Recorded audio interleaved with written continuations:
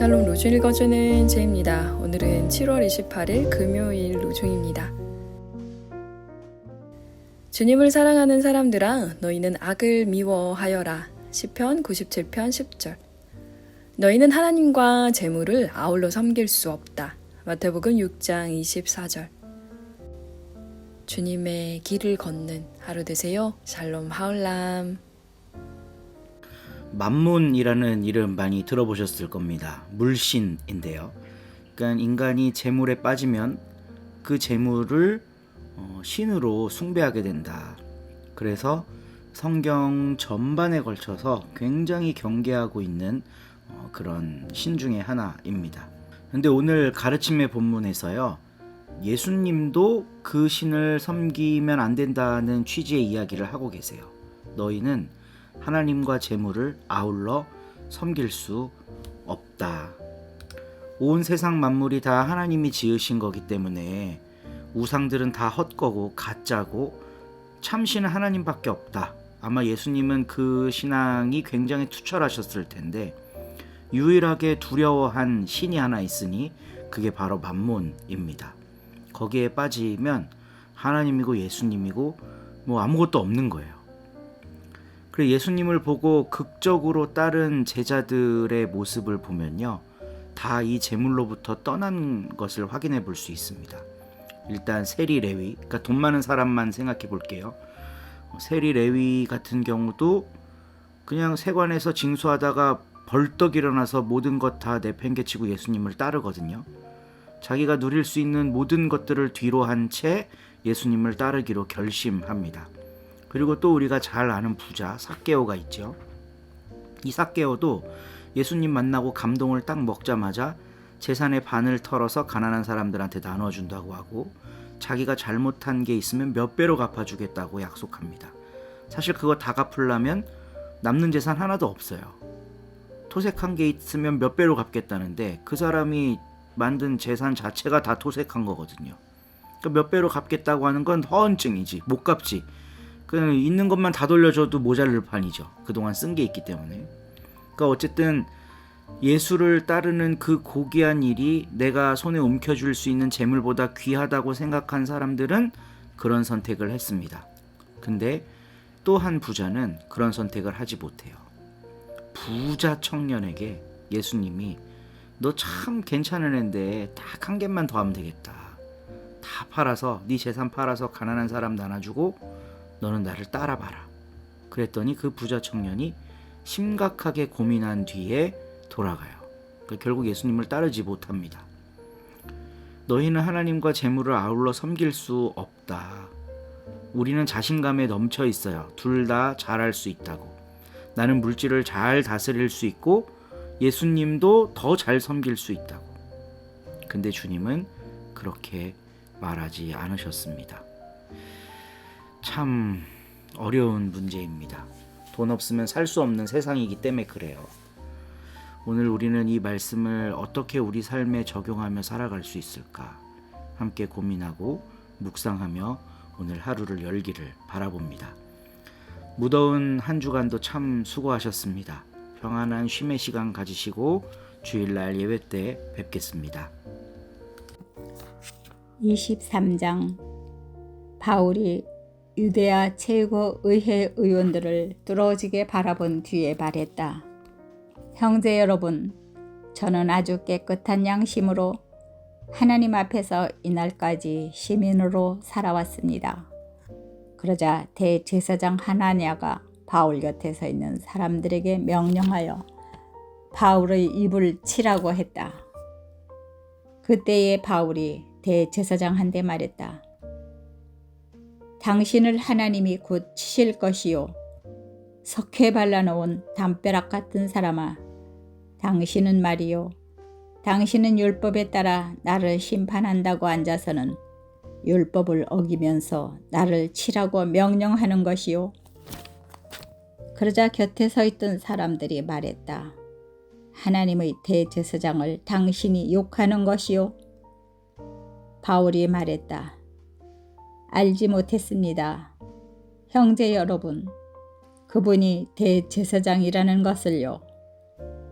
성경에 이렇게 적혀 있었기 때문이다. 내 백성의 지도자를 나쁘게 말하지 마라.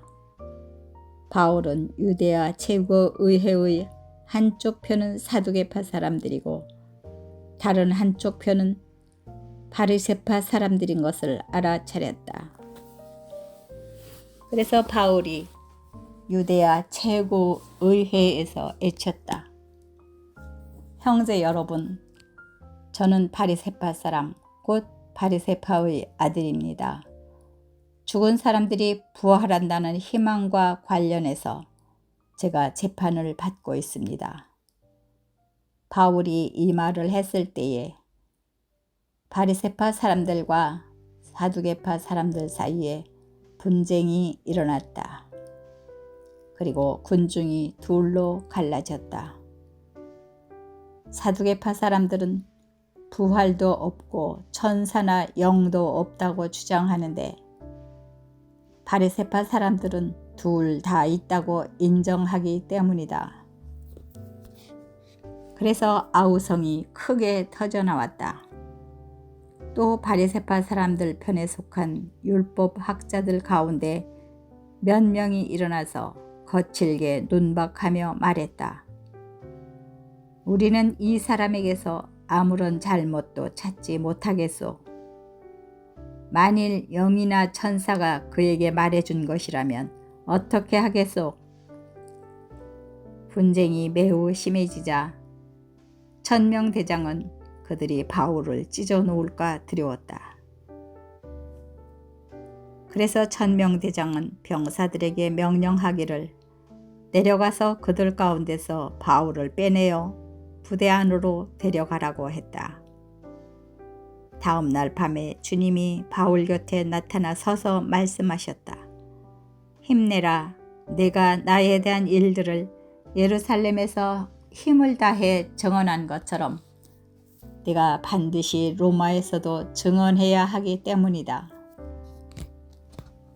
날이 밝자 유대아 사람들이 비밀 모의를 하여 엄숙히 맹세했다. 그들이 말하기를 자기들이 바울을 죽일 때까지는 먹지도 마시지도 않겠다고 했다. 이런 모의를 꾸민 사람이 40명이 넘었다. 그들이 대제사장들과 원로들에게 다가가서 말했다. 우리는 엄숙히 맹세하기를 바울을 죽일 때까지는 어떤 음식도 입에 대지 않기로 했습니다. 그러므로 이제 대제사장님들과 원로님들은 유대아 최고의회와 함께 천명대장에게 청원하여 바울을 대제사장님들과 원로님들 앞에 끌어내달라고 하십시오.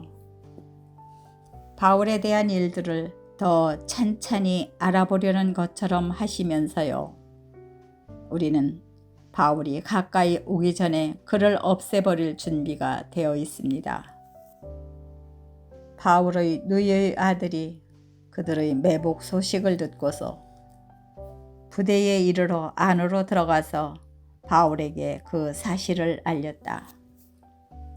그러자 바울이 100명 대장 가운데 한 명을 곁으로 불러서 말했다. 이 청년을 1000명 대장님한테 데려가 주세요. 그에게는 1000명 대장님에게 알려드릴 일이 있습니다. 그래서 그 100명 대장이 그 청년을 데리고 1000명 대장한테 갔다. 그리고 말한다. 죄수 바울이 저를 곁으로 불러서 이 청년을 1000명 대장님한테 데려가 달라고 요청했습니다. 그 청년에게는 대장님에게 말씀드릴 것이 있다고 했습니다. 그러자 1000명 대장이 그 청년의 손을 잡고서 따로 물러나서 물어보았다. 나에게 알려줄 일이 무엇이냐? 청년이 대답했다. 유대아 사람들이 뜻을 모아 내일 바울을 유대아 최고의회로 끌어내 주실 것을 1000명 대장님에게 요청하기로 했습니다. 바울에 대해 유대아 최고의회 가 무언가 더 찬찬히 알아보려는 것처럼 하면서요. 그러나 대장님은 그들 말에 설득당하지 마십시오. 바울을 노려 배복하고 있는 사람이 그들 가운데 40명이 넘습니다. 그들은 엄숙히 맹세하기를 바울을 없애버릴 때까지는 먹지도 마시지도 않기로 했습니다. 그리고 지금 그들은 준비를 갖추고 대장님한테서 지시가 떨어지기만을 바라면서 기다리고 있습니다. 그래서 천명대장은 그 청년을 놓아 보내면서 명령했다. 나한테 이 사실을 알려주었다는 것을 아무에게도 입 밖에 내지 마라. 천명대장이 백명대장 가운데서 어떤 두 사람을 가까이 불러서 말했다. 병사 200명을 준비시켜서 카이사레까지 가게 하여라. 기마병 70명과 창병 200명도 그렇게 하여라. 출발은 밤 9시다. 탈 짐승도 제공해서 바울을 태워 펠릭스 총독님께로 안전하게 데려가도록 하여라. 그는 한 통의 편지를 썼는데 이런 내용이었다. 클라우디우스 리시아스입니다. 존귀하신 펠릭스 총독님께 편지 올립니다. 안녕하신지요? 이 사람을 유대아 사람들이 붙잡아서 막 없애버리려고 하고 있을 때 제가 병사들을 이끌고 들이닥쳐 건져냈습니다. 그가 로마 시민이라는 것을 알게 되었기 때문입니다. 그들이 무슨 까닭으로 그를 고발하는지 그 까닭을 알아내고 싶었습니다. 그래서 제가 그를 그들의 유대아 최고의회로 데리고 내려갔습니다. 그가 고발을 당하는 것은 그들의 율법 문제에 대한 것임이 밝혀졌습니다. 그가 사형이나 투옥을 당할 만한 어떤 고발건도 없었습니다. 그런데 그 사람을 해치려는 나쁜 계획이 저에게 알려져서 제가 그를 즉시 총독님께로 보냈습니다.